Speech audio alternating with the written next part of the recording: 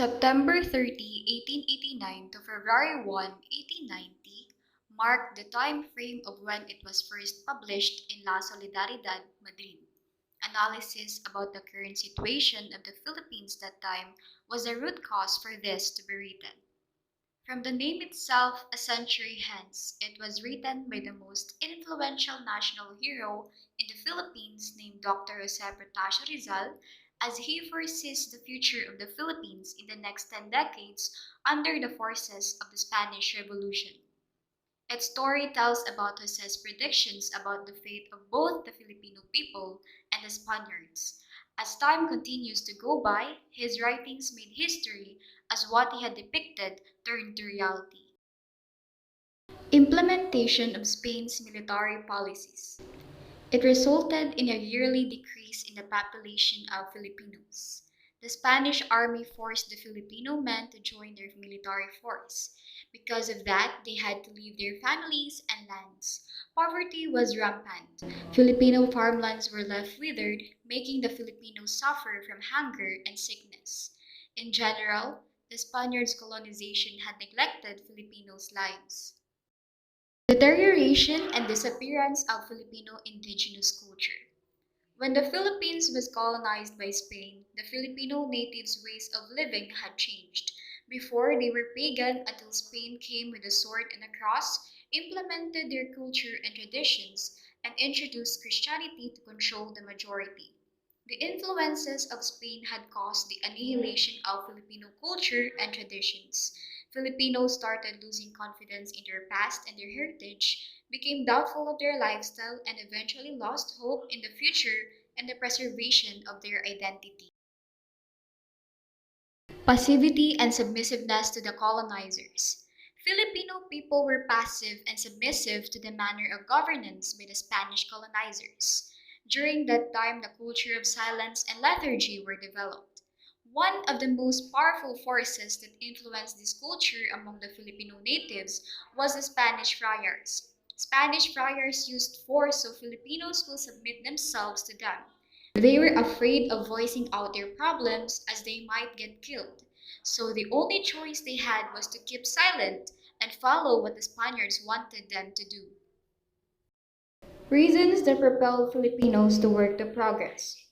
Filipinos living under Spanish rule had no choice but to stand and push for changes after recognizing their misfortunes.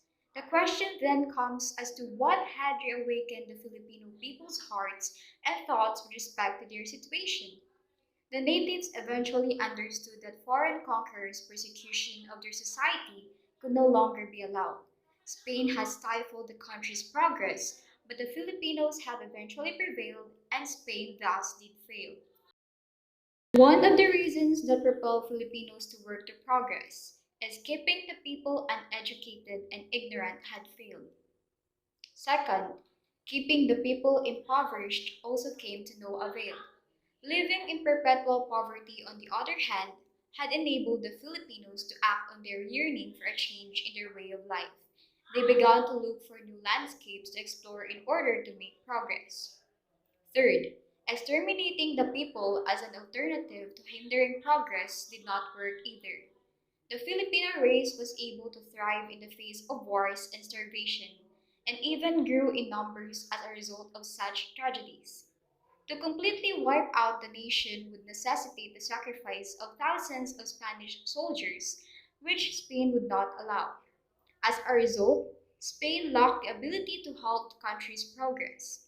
What Rizal predicted in his article came to pass. The Philippines were won by the Americans in a battle with Spain in 1898, and they finally assumed control of the country. Reforms and political changes under Spanish rule. First, freedom of the press of the country. A government that rules a country from a great distance is the one that has the most need for a free press, more so even than the government of the home country if it wishes to rule rightly and fitly. Complaints from the Philippines rarely reach the peninsula, and even if it did, newspapers either don't dare to publish them or they do it very badly. The government that governs from afar need absolute truth and facts from every possible channels. so that the decisions that they make can be better, and this is very important for countries like the Philippines, whose inhabitants speak and complain in languages that the authorities don't understand. Thus, the minister then who wants his reforms to be reforms must begin by declaring the press in the Philippines free and by instituting Filipino delegates. Second, representation of the Philippines in the Spanish Cortes. So we see no serious reason why the Philippines may not have representatives. By their institution, many malcontents would be silenced, and instead of blaming its troubles upon the government, as now happens, the country would bear them better, for it could at least complain, and with its sons among its legislators would in a way become responsible for their actions. If representatives from the Philippines become part of the Cortes, malcontents from the country and blame to the government might lessen. It might also make the people become more responsible for their actions.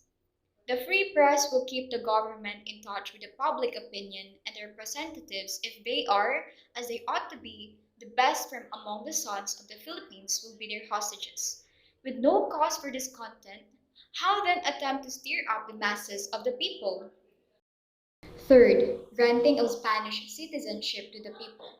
This is about giving equal treatment between Spaniards and Filipinos. This is so that the natives of the Philippines would not feel discontent and think about independence. Rizal might want the Philippine citizens to have the same right as the Spaniards. Fourth, filing of government positions through competitive examinations. Fifth, reforms in commerce, agriculture, and education. Sixth, greater security for the individual and other reforms. Rizal likewise pointed out that reforms had to be initiated in the government for them to be peaceful and effective. This is because any change originated by the masses or revolution could be fatal and violent. The last part of the article delved on the stages that would lead to Philippine independence. Independence would be unavoidable should Spain not assimilate the Philippines as one of its provinces. Inasmuch as the Filipinos are not ready for independence, Rizal predicted that Spain would be disposed of or replaced by another power. Garcia wrote that Spain had no means to stop the progress of the country. What she needed to do was to change her colonial policies so that they were in keeping with the needs of the Philippine society and to the rising nationalism of the people at the time. He added that what Rizal had envisioned in his essay came true. In 1898, the Americans wrestled with Spain to win the Philippines and eventually took over the country. Theirs was a reign of democracy and liberty. 5 decades after Rizal's death, the Philippines gained her long-awaited independence. This was in fulfillment of what he had written in his essay, History does not record in its annals any lasting domination by one people over another, of different races, of diverse usages and customs, of opposite and divergent ideas. One of the two had to yield and succumb.